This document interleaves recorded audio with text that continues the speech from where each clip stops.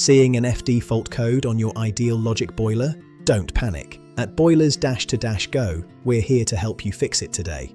The FD code means no water flow is detected. It's your boiler's way of protecting itself. This lockout prevents overheating. Here are the common causes you should check before calling out a heating engineer.